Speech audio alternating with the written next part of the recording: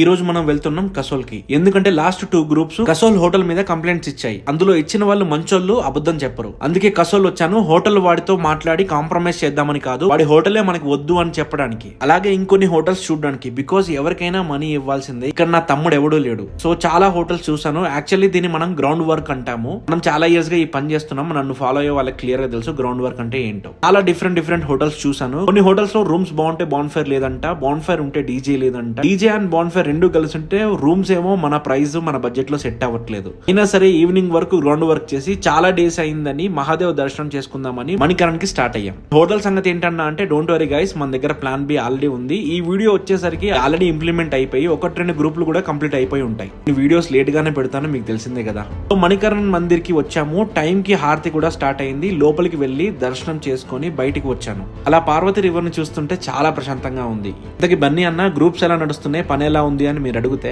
ఏం చెప్పమంటారు? మనం చేసే పనే చాలా కష్టమైంది. పీపుల్ మేనేజ్మెంట్ అనేది ఈ ప్రపంచంలోనే చాలా టఫెస్ట్ జాబ్. వాళ్ళలో మంచి వాళ్ళు ఉంటారు, చెడ్డ వాళ్ళు ఉంటారు.